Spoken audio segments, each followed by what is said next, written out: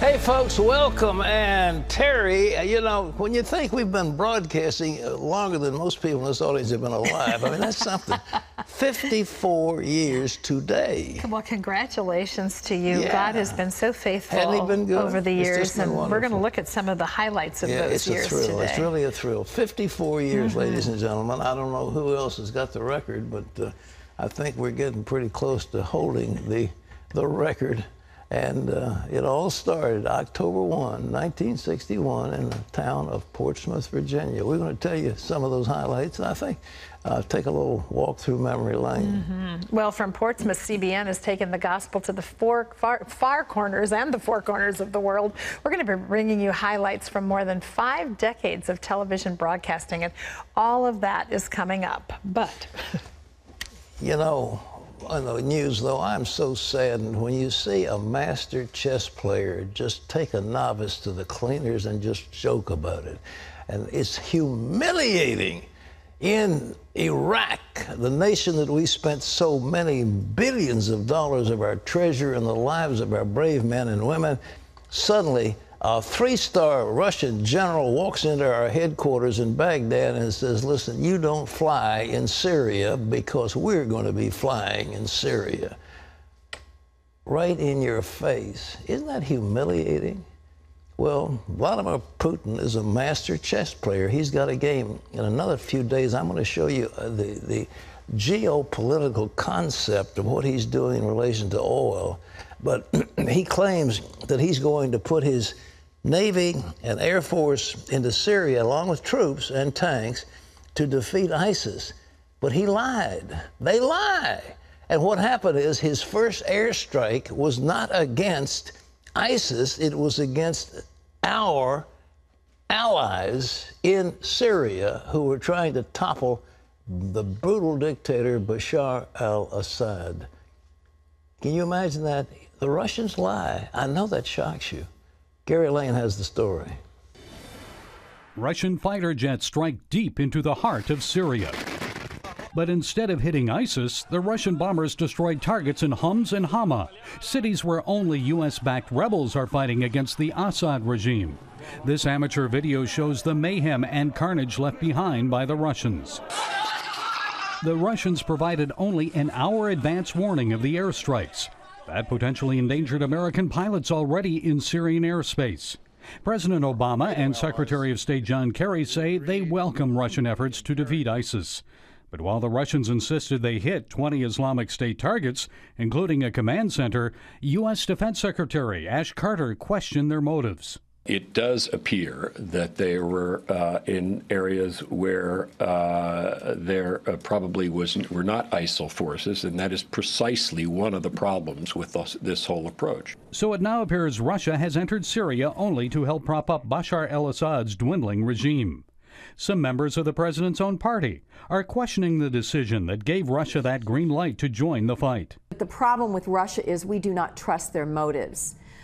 They are propping up Assad, who is a barbaric and tyrant leader of Syria. Some of the worst criticism came from Republican Senator John McCain, who said Russia has gained a foothold in Syria because of President Obama's retreat from the Middle East. McCain said there has been, quote, a series of decisions or non-decisions which has led to the situation we see today, where Vladimir Putin may have inserted Russia into the Middle East in a way that Russia has not enjoyed since 1973, when the Russians were thrown out of Egypt. Several years ago, President Obama drew a red line against Bashar al-Assad's use of chemical weapons against his own people. Today, many Americans are likely wondering if the president has the will to draw another red line in Syria, this time against the Russians. Gary Lane, CBN News. Doesn't it make you sick? This is the greatest nation on the face of the earth, ladies and gentlemen. We have a military that is unmatched. There is not one military anywhere in the world can stand against us. We could roll over ISIS if we allow them to do it. We could also roll over the Russians, except for the fact they've got a big arsenal of nuclear bombs. They don't have anything, and it's mostly a bluff. But he's pulling a bluff over and over again, and he knows he has on the other side a weakling who does not know how to perform. And this is the danger. And this great nation is being humiliated. Our nose is being pressed into the ground, and oh, it's just horrible to think about the humiliation to the nation of the United States. But what's going to happen to our allies over there? They're going to say, you can't stand with us. We've got to go with Russia.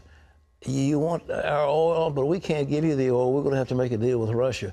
And over again, it's going to have enormous consequences. We'll tell you more about Putin's grand plan, but right now, he saw an opening, and he just moved into it. There was a vacuum. He moved into the vacuum, and what happened? Did you hear Ash Carter, who's a pretty good guy, did you hear him stumbling and haltering and kind of equivocating? Well, the same thing with Secretary of State Kerry. They're all on this page like, we can't sound tough, so how do we make the best of a bad situation? Oh, it breaks your heart, ladies and gentlemen, what's happening to this nation.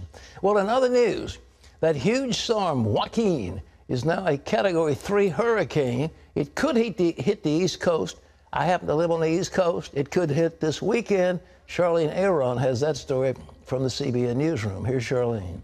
That's right, Pat. Millions of people are preparing for Hurricane Joaquin as it picks up speed in the Atlantic. It's moving towards the Bahamas with winds of up to 120 miles an hour. Virginia's governor has already declared a state of emergency as Joaquin is expected to speed up towards the Carolinas by Friday morning. Parts of the Northeast are already underwater. In Portland, Maine, many roads look more like rivers. I came out probably an hour ago to move my car, and it was bad.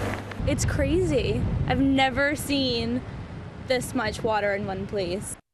In New York, it hasn't been long since many people were rebuilt from Superstorm Sandy, and they're now preparing for flooding, power outages, and evacuations. But we know prayer can make a difference, Pat. Well, they sure can make a difference, and we've seen it here where storms have been averted because of prayer. But I would warn people, they say, you know, you see a little bit of water and you're not quite sure what's underneath it. Don't drive your car in that. And don't walk in flowing water because you can get swept away. Water has enormous power, and it looks fairly benign, but you get into it and you can pay the price. So please be safe, and we'll all come out of it together. Charlene? Right. Well, the owners of a Portland area bakery are refusing to pay $135,000 in damages to a lesbian couple. Melissa and Aaron Klein say they refused to bake a wedding cake for the couple because of their religious beliefs about marriage. In July, the Oregon Labor Commissioner awarded the damages, saying that the Kleins had violated the women's rights by discriminating against them based on their sexual orientation. The Kleins say they're not paying because of financial hardship.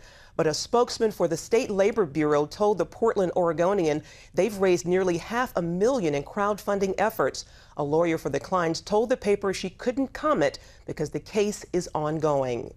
Well, two other women have also been in the news recently for their stands on same-sex marriage and religious freedom. Kim Davis from Kentucky and Barronelle Stutzman from the state of Washington. David Brody spoke with both of them about the hardships that they faced. In the fight for religious liberty, two Christian women are standing out for their action and being considered heroes. Kim Davis, the Kentucky clerk who refused to issue marriage licenses to gay couples, and Barronelle Stutzman, a Washington state florist who would not sell flowers for a gay couple's wedding. Both paid a price for their stance. Davis went to jail. Stutzman faces lawsuits that could take her business and everything she owns.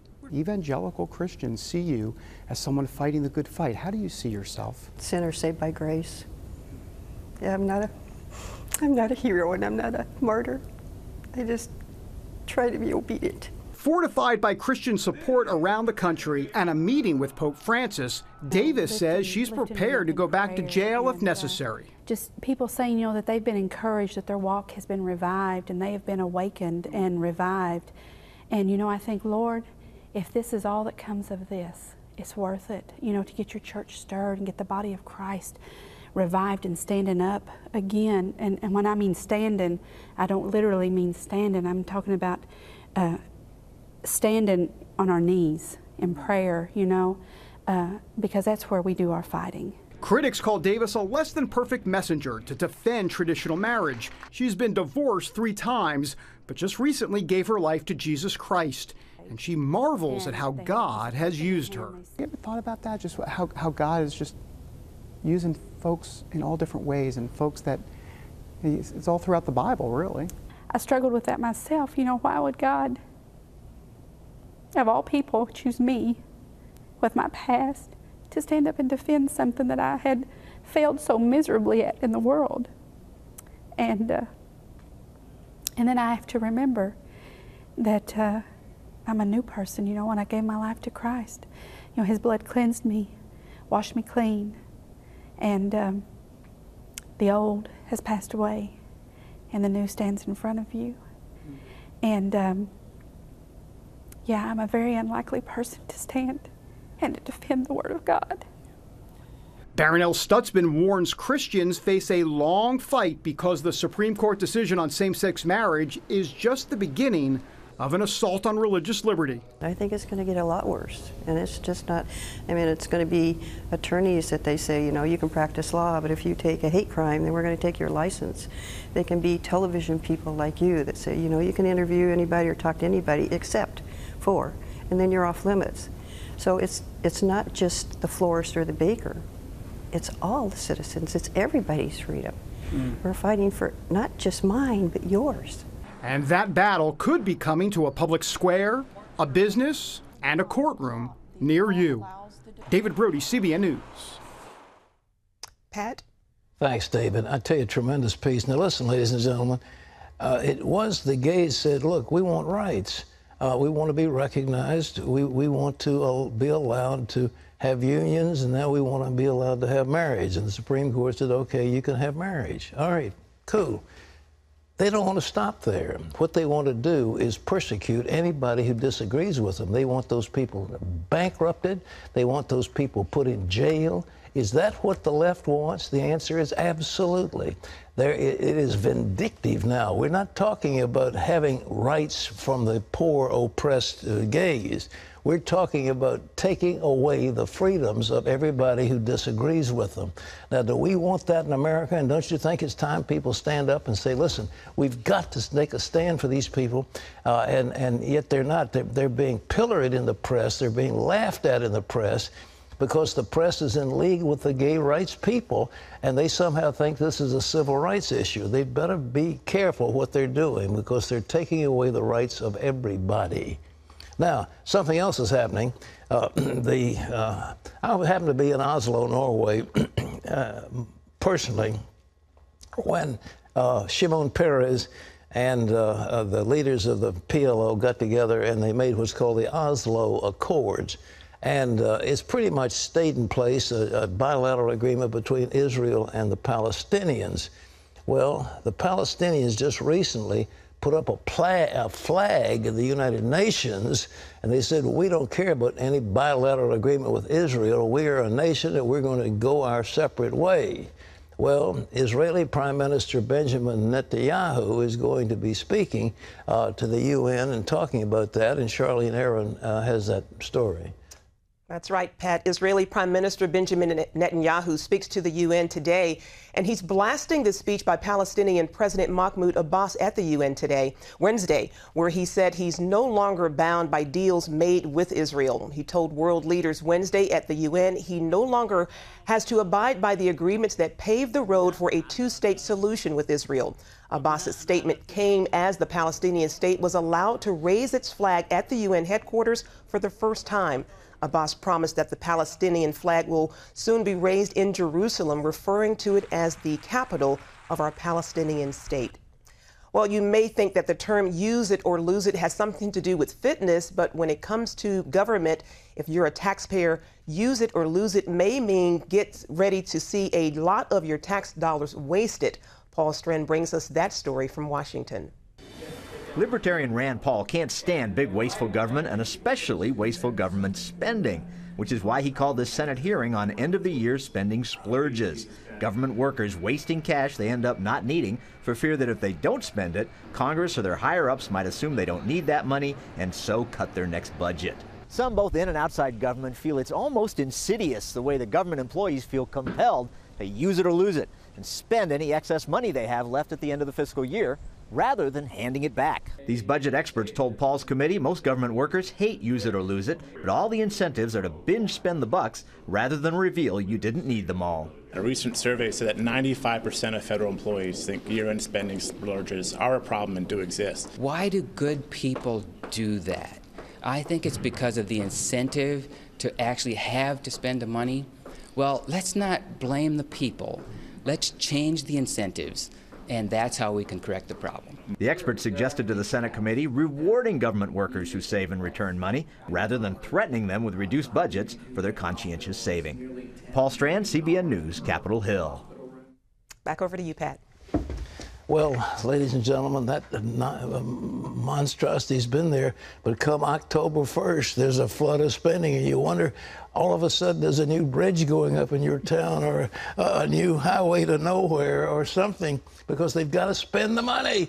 Pour it out, because if they don't spend it, they lose the next appropriations, because that's what this baseline budgeting does. It is silly, it's foolish. But everything, I shouldn't say everything, but let's say about 80% of what our government does is silly or foolish, and it breaks your heart.